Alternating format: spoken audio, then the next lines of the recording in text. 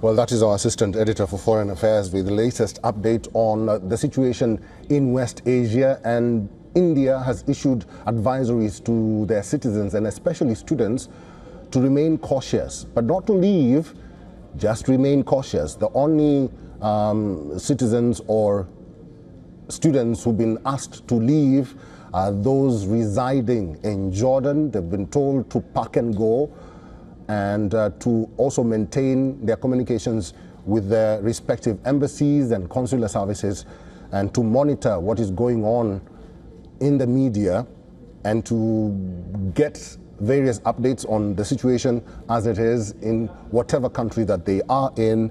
This is in West Asia. Shivan Chanana is in the newsroom. He's our correspondent there. Shivan, it's quite interesting that the Indian government is issuing advisories to the citizens and the students. They're just telling them to be cautious, but not to leave.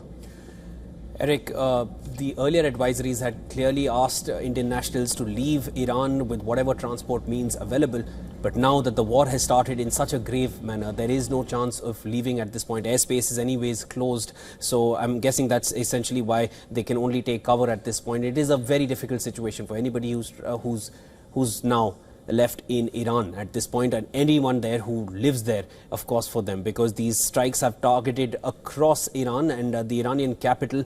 We had earlier, you had shown us a clipping of this Indian student who's there in Iran mentioning how dangerous it is for them now, because they can, and we could hear the commotion in the backdrop as the student had sent us that recorded message. So it is a very difficult situation clearly at this point, but India has now only asked its nationals now to take cover and be cautious, because that's honestly all that can be done at this point, because leaving is no longer an option given the way the war has spiraled out.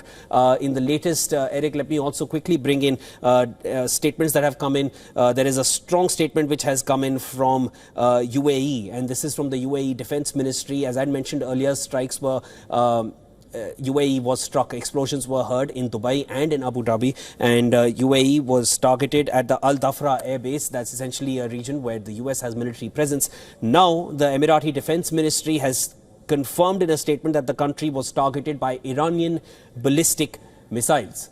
We have it clearly now. Till now, we were still speculative on where these missiles came from, most likely Iran, but now UAE has confirmed this. This is the latest I've picked up, that this is the Emirati Defense Ministry saying these were Iranian ballistic missiles, and air defenses successfully intercepted a number of them.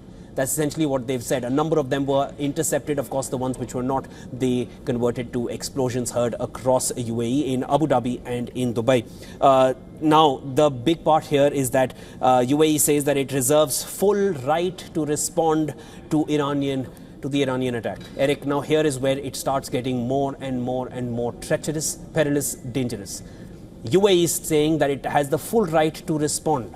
What are we now looking at? Maybe, we can take this up with our guests as well, because whatever comes to your mind is not pleasant. This is not a war which seems to be ending in a matter of minutes anytime now, because with countries across West Asia, let me quickly go over it. Riyadh has seen explosions. This is in Saudi Arabia.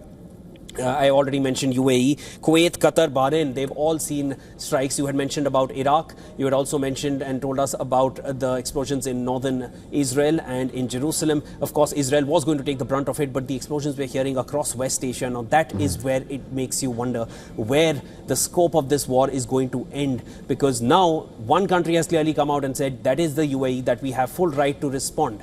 They are going to respond. How, where, what impact will that have, and that response have to the overall hostilities and conflict going on in the West Asian region? This has become perhaps one of the most concerning wars in recent times, Eric, and we won't be surprised seeing the developments coming in, because they're only seeming to become more and more unprecedented as we progress into this day.